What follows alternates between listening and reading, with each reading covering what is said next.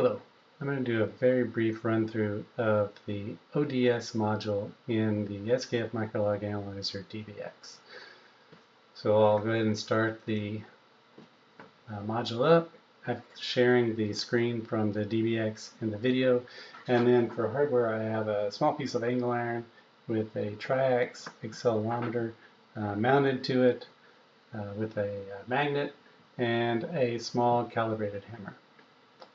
So the first thing I'm going to do is load up a project file with the settings just the way that I want them for this project, and then we'll go through what those settings are real quickly before we begin. So I have 4 channels that I'm using. The first 3 are for the triax sensor, the 4th is for the hammer. So I have X, Y, and Z, and then the Z direction is the vertical direction. So we go to the engineering units, their acceleration. The hammer is calibrated in 2.3 newtons per millivolt, and then the display units are G's and pounds because I'm in America. So I've got the filter, the high pass filter turned off, and then if we go into the FFT settings in the ODS module, I've turned on all the plots that are appropriate for a operating deflection shape, and so we'll look through those after we've collected some data. I've got a frequency 500 Hz, 400 lines, which is okay for this particular piece of steel that I'm looking at. If I go into averaging, I'm only doing 5 averages, so it's triggered averaging. So it's going to wait for an input from the hammer before it will go ahead and collect the reading. Then that trigger is set up in this trigger tab, so I'm using channel 4, positive slope on that as the trigger for it to recognize that there is a impact. And so that's really all that I wanted to show you. We're also using this reference channel as channel 4, so all of the data that we'll see later will be referenced to channel 4, the hammer. So we'll say OK, and I'm going to go ahead and start data collection. It's going to wait on me to impact the structure. So again, I've got a small hammer, but it's actually probably a little large for this small of a structure, but we'll go ahead and use it anyway.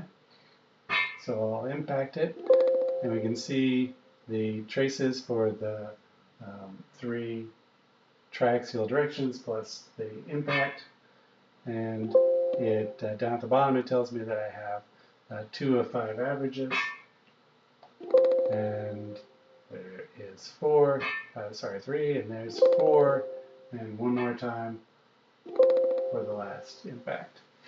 So that gives me a quick glance. I can see it doesn't appear that there are any double taps on the hammer, and I've got a pretty good response, not probably sized maybe as well as I'd want. Ideally I want the ring down to kind of end right at the end of the block of data. In this case, that's ending a little bit before that, but it's okay. Then if we want to take a look at the frequency response function, so I'm just going to focus on one. There are 3 separate FRFs that are calculated. I'll look at the Z direction of the triax pickup compared to the Z direction that I'm impacting with the hammer. So the first thing I have is this plot. So it shows me the amplitude, the spectral amplitude, and I can click on this icon here, and if I do that twice, then it shows me a plot that's maybe a little more interesting, which is the amplitude versus the phase.